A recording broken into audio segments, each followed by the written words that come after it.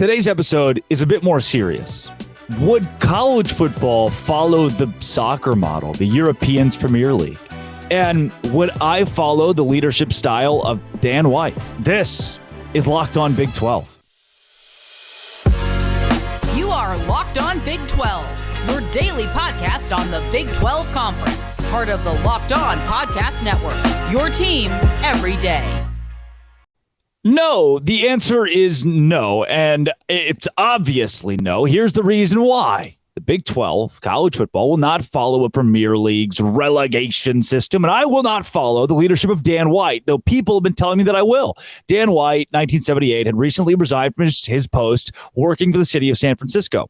And White was not exactly thinking when he went to City Hall and killed two people in a crackpot scheme to get his position back, as if that would work, killing people to get his position back. White actually used the excuse that his judgment and thinking were adversely affected by a junk food diet called by the press the Twinkie defense. And it worked. He, for two murders, only served 7 years. Actually was sentenced to 7 years, only served 5. And then 2 years later, he would, end his own adventure on this thing we call Earth. So that is for you, Dan White. I would not follow who Dan White was. That brought to you by historyandheadlines.com, by the way.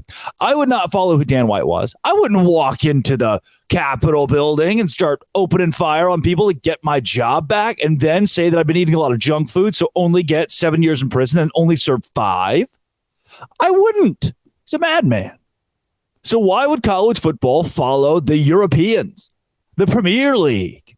If you don't know what relegation is, big word, it's the word of the day. It's kind of gross and weird. It's where, let's say we have the Big 12. We do, actually. It's here. Congrats. And Houston is the worst team, and Baylor is the worst team, and Texas Tech's the worst team, and West Virginia is the worst team. That's not true. Just an example. Then those 4 teams would be relegated to the AAC. And in the AAC, they have, Marshall's good one. I don't even know who the AAC is anymore. Marshall's good 1 year, and Sam Houston State's good 1 year. And so they could go to the Big 12. We kind of swap teams from leagues at that point. If you're a dominant team for the AAC, you get to come to the Big 12 next year. If you're a terrible team. And it's the stupidest thing. Do you understand how hard it is already for me to explain? How hard it would be to be like, oh, yeah. The Mountain West is going to do some relegation with the Pac-12. And these teams get to be Pac-12, but then next year, if you're really good enough, you get to be Mountain, but from the Mountain West to the Pac-12. How are you going to do scheduling? How are you going to do travel? How are you going to figure out for student athlete, come play for us.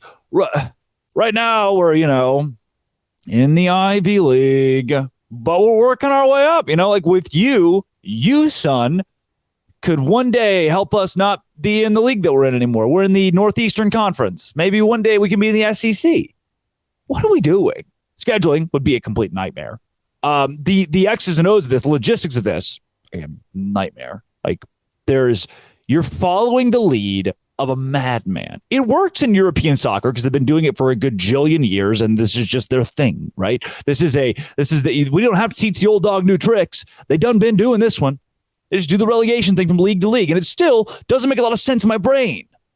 How these teams are going to make less money or more money based on how their performance, and I understand how that kind of makes sense to the capitalistic brain. This is college football.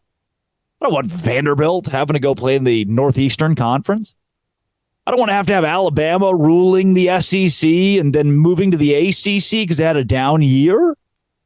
And then moving back to the SEC, let's take all of the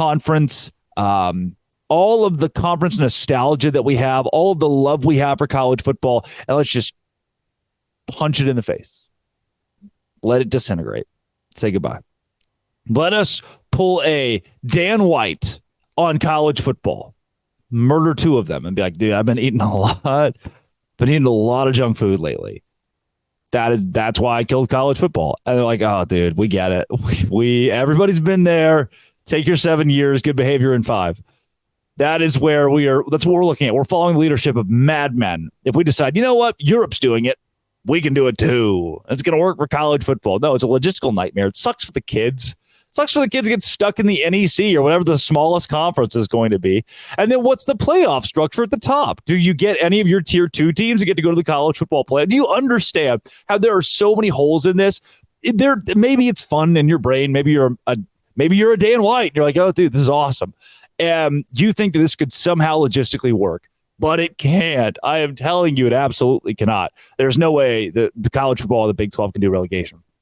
Today's show is Beat the Books, the best Big 12 bets of the weekend, by the way. And so far, we haven't talked a lot of Beat the Books, or the best Big 12 bets this weekend. So we talked the whole relegation thing, which is a big word. I got some bets for you, and they're going to win this week. Last week, I don't know if you watched the show for the best bets, but my whole thing, Thursdays are tough. I do 6 episodes a week now because I love you guys. And what makes that a little bit tough is the fact that doing 6 shows a week is hard.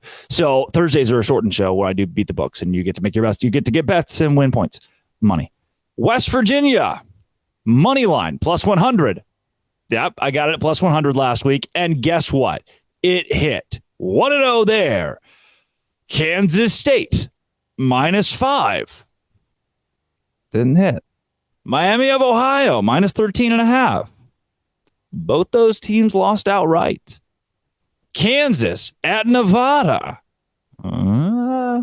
They were favored by 28. They won by 7.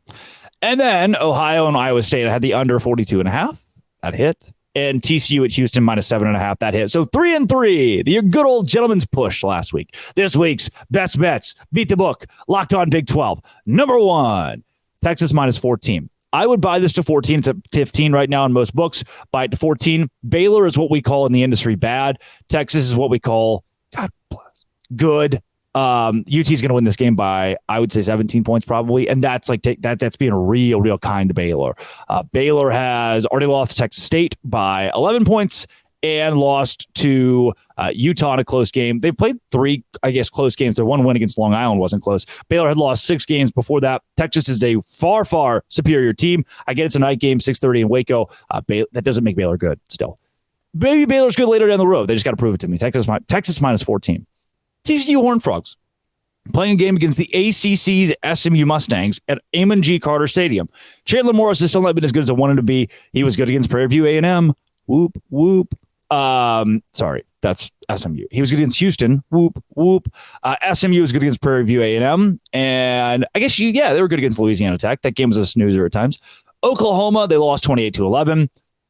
TCU should beat SMU 35-21. That is a 7-point cover. They're going to cover 7. TCU's going to cover 7. The offensive TCU, you know how high-powered SMU is? TCU has more passing yards per game and more offensive yards per game by 50. Yeah. TCU does allow more yards, but I don't know. Also, the over-under here is like 65. Take the under. TCU minus 7, my second lock of the week. My third one, BYU plus 9. BYU might lose to Kansas by 4. 28, 24. That's very possible. 9 points, though. 8.5 right now. Vegas is giving us 9 points on a team that just went on the road and beat an SEC opponent. You're telling me that's a serious thing, of a real thing? Hammer that, man. Kansas is not going to win this game by 2 touchdowns, 2 scores. BYU keeps it within a score if they lose. BYU plus 9. That's a lock. That's a level 50 lock. Let's make some money this week. Oklahoma State playing Iowa State. Similar scenario here. They may lose. Both of these teams may lose together. They may fall on a sword at the same time. They'd somehow find a way to screw it up. The over-under of 36 shows me that this 4-point line, it's Iowa State like 3.5 by the hook, Oklahoma State plus 4. This 4-point line, there's just not a way. The final score of this game, most likely 17-14. Vegas predicts a 17-14, 20-17 game. In that event, Oklahoma State covers 4. They're not going to lose by 4 because neither of these teams are going to score. It might end 3-0, and that's a cover. Good teams win. Great teams cover. Oklahoma State plus 4 this week. And then Cincinnati. This is less Cincinnati and more Oklahoma. Oklahoma seems to have this weird thing they do. They've done it the last couple of years where Oklahoma wins games they're supposed to win. Sweet. Early on. Awesome. You start 2-0, 3-0. Then Oklahoma plays obscure Big 12 team they're not supposed to beat, a la Kansas State. Oklahoma loses. Last year, they were 6-7. This is the first Big 12 opponent Oklahoma sees this season. To me, the first opponent that's really going to give them a run for their money. They only beat an SMU team that I don't think is that good by 17 points, 28-11. So I think Cincinnati goes in against Dylan Gabriel. They are the best defense that Dylan Gabriel has played, and that is a fact. Cincinnati did beat Pitt on the road. Sure, they have that loss to Miami of Ohio. Oops. Everybody's been there, right? And Cincinnati goes in with their offense that puts up 525 yards per game. Defense that holds opponents to 307, which is pretty. It's under 200 passing yards and 110 rushing yards. So it's like, above average defense on both sides. That equals 307, which just seems a little misleading. Give me Cincinnati to cover 14.5. It's going to happen. Cincinnati's not going to lose. They might lose 28-14. They might lose 35-21. They might lose 35-24, and they cover by more than I expect them to. Cincinnati plus 14.5, a safe bet. Your best bets of the week. Beat the book with Locked On Big 12. Texas minus 14. Going to hit. TCU minus 7. I don't doubt it. BYU plus 9. Lock. Oklahoma State plus 4. Guaranteed. And Cincinnati plus 14.5. Eat that. What? Let's make some money. If I win, you win. I'm going to play all these things. If you win, I win. If I lose, you lose. If you lose, I lose. I feel your pain.